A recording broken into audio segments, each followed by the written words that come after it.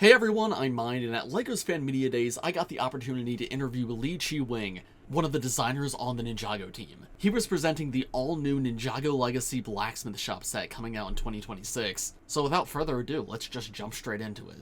Hello everyone, this is Lee, one of the designers over at Ninjago. You want to share a little bit about this model and who you are, what you do for Ninjago? Yes. Hi, I'm Lee. I'm a model designer for Ninjago. And that's pretty much it. I build whatever my boss asks me to build. Try not to get typecast into any build. This here is the model that I'm super excited to talk about. I said it at the presentation. I literally waited 2 years to talk about this. And if you know anything about the design process, right? Usually sets are in the oven for 1 year. So why did I say 2 years? It's because I actually built this as a concept model 2 years ago before I even start planning anything for 2026. The idea of making the Four Weapons Blacksmith has been floating around for I don't know how long. I don't know if it ever was pitched before I joined the company, but ever since I pitched, it came up all the time. Every year we talked about it. Should we do it now? Should we do it now? And every time something else took the place, right? You know, in 2023, we have Dragon's Rising coming out. So, of course, we want to focus on that. And we end up doing the city markets instead. And then we have all the legend stuff coming in. And I think at the point when we talk about it in 2025, we're already like, now it's just 1 year later, let's wait for the anniversary. That would make perfect sense. But in my head, I'm also worried that what if we don't make it in 26 as well? Because it happens so many times. People always say something else takes the priority. And I think the 15th anniversary is the chance for us to really bring this as a product. So I was like, I'm just going to go ahead and build a model because, you know, before that, all we have is that one little screen grab from the show 15 years ago. Yeah. And people look at it and say, yeah, maybe this is an exciting product. But I think it just feels different when you see the product itself. Yes. And that really helps sell the idea. Everyone was on board with it. So 2 years later, I can finally say that this is a product coming true. Wow. So many things I want to get into with this. I think I got to talk about the minifigures first just because they're right here in front of me. A lot happening here. So first off, a real Blacksmith Kai, which shocked me because there was, of course, rumors that this may have been happening, and 15th, a lot of people wanted this as well. Yeah. But the one thing I was pretty sure of is there's no way we're getting Blacksmith Kai because he technically came in the markets, right? It was Reeves' torso and legs, but he was called... Technically, he did not. Yes. He was called Blacksmith Kai, so I in my head, I'm like, LEGO has checked off that box, so they're probably never going to go back to it. Did you push to bring that figure to life in this way? How did that come about? Yes, very much so. There are 3 things that I told my boss that it has to happen in the very beginning. One is Blacksmith Kai as a minifigure. We actually have to make him right this time because otherwise people will lose their mind. The second thing is that this has to be the pilot season version of the Blacksmith Shop because there was discussion whether we should do the flashback from the Dragon's Rising version because that's more current. Yeah. That's the thing they're going to show in the TV show right now. But to me, this is a set for the fans who have been waiting for this for 15 years. It doesn't make sense to do it any different. And the last thing I really insisted on is that it has to be a complete model. That was very impressive too when I saw that because when you first revealed it, I think a big part of it, like the silhouette in my head, is it has that little archway right next to it. And I was a little surprised to see that wasn't there. But then when I saw it was fully enclosed, that sort of brought me back. I'm like, okay, I get why, because that would have brought a lot more parts budget. Yes. So it's like, do you have it fully enclosed or do you have that thing to the side? And I think you leave the room if someone wants to expand that themselves. But this is a very complete set on its own. Yeah, that was the whole idea. That's also why the water tower didn't really happen, even though it's also a very iconic set piece, but it's so far from the actual building. I looked at it in the very beginning and then I immediately go like, okay, that's probably not gonna make sense because we'll have to build so much more terrain to get it accurate. And I really want this to be accurate. And the fact that this even managed to fit the budget, I think it was quite a miracle, because when I built the concept sketch, obviously we have no idea about budget, anything. I just want to show that we can do this, and everyone was on board. But by the time when we get to finalize the model and receive the budget, I opened up the file again. It was actually like way over budget. And the first thing marketing came to me was actually asking, do you think this is even doable at this size? Yeah. Maybe you should make it open back. And like, I'm just gonna try my best and do my magic. Please, it has to be a complete building. A big reason to that, of course, one thing is that I know that's what the more up in age fans have been asking for, right? They want a complete building. Like, we haven't really done one outside of Ninjago City, I think. And I think this is a good chance. But also, most importantly, if you remember the layout inside the room, the forge is on the back wall. Right. So if it's an open back, there's no way I could have made the layout accurate to the show.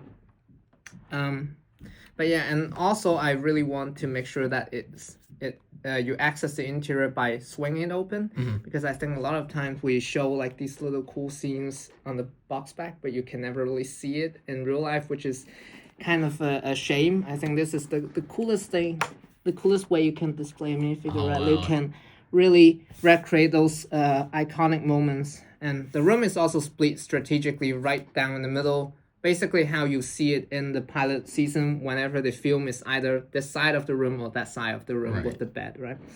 So, yeah. And there's also I'm really proud of the floor on the blacksmith area. Oh, that looks great.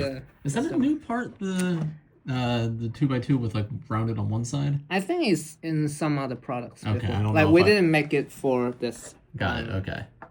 But it really helps create a pattern. Yes, very nice.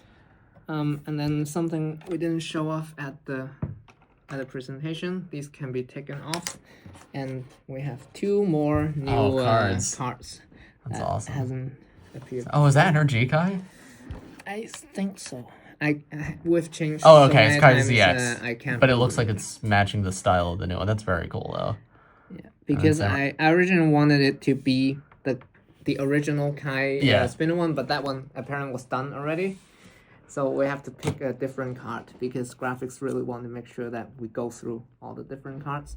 I know there was a Samurai X Nya card done at some point, but that one wasn't as look like accurate. This. So we were like, let's do it again. That's super cool. And yeah, we managed to include the helmet and the hood just as a cool reference, and also for fans who get the set, you get a bit of a taste of the new novelty element as well. And there's an extra helmet and the armor, just in case you want to put it on Kai to create that's opening from the pilots. That's awesome. Is that the Blade from Hands of Time too up there? Actually, no. No? I considered putting it there, but we couldn't find a nice spot to put it. I tried to hide it in the base at some point, but there was a lot going on in the base. This is actually the weapon from the original spinner set. And okay. In fact, all the weapons in this set combines to give you the weapon set from the original Kai and Nya. I did notice the Nya spears were the ones that she used to. So I didn't realize that's so cool. All these. That's so cool. One of my favorite reference in this set. That's not as obvious. That is such a cool detail. And then, of course, you have the picture of Rey and Maya from Days of the Departed, and also that iconic painting on the wall when you see in the background whenever they show the side of the room.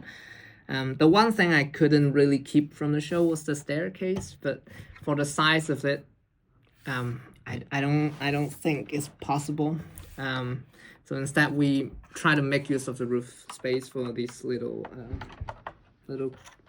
trading cards thing. Another really fun Easter egg is the don't step on grass sign when Lloyd and Pythor was messing around outside in the grass.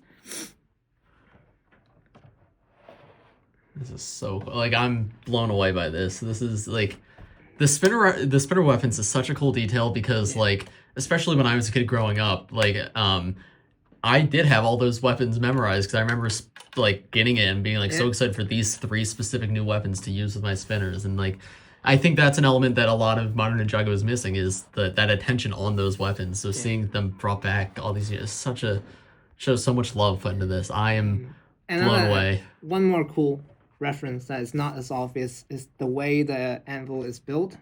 I have checked, but I can't be 100% sure because we have made so many anvil. But I think the only one that was built close to this one is the one from the original Blacksmith set.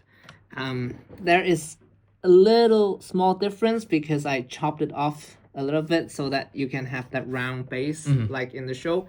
But otherwise, I try to make that the reference to that set. And then of course we have the map.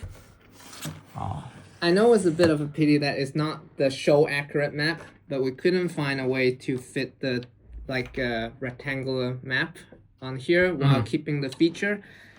So we went for this, and we opt for the reference to that montage when Wu was explaining the origin. That's so cool. If you look at that scene, it's actually the same map from the 2D animation.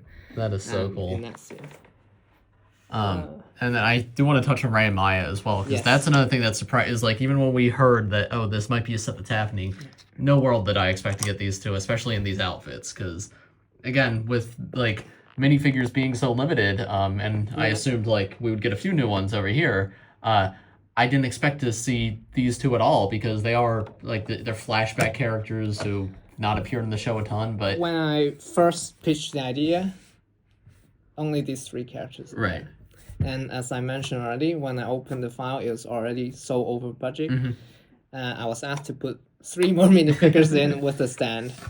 But we managed. The blacksmith shop actually remains the exact same size. Like the footprint, I managed to keep the whole thing there, which I'm pretty proud of.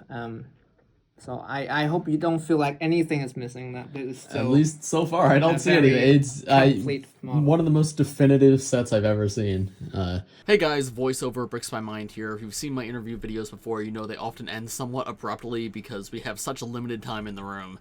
I want to give a huge thank you to Lee for presenting his set to me. As always, I recommend that you check him out on Instagram because he posts a ton of Ninjago related stuff, including breakdowns of the sets that he's designed. I'm sure he'll have one up about this set in the coming months. If you want to see even more about this set, this is not my only video on it. I have one up all about the official pictures, and then a couple of YouTube shorts showing our initial reactions in the room when the set was revealed to us at LEGO's Fan Media Days, as well as a closer look at some of the details and minifigures. But as for this video, I think that's about all I have to say, so thank you all very much for watching. Let me know what you guys think of this set in the comments below. If you enjoyed this video, make sure to leave a like on it, subscribe to my channel if you're new. Thanks for watching, everybody, and I will see you all in the next one. Bye!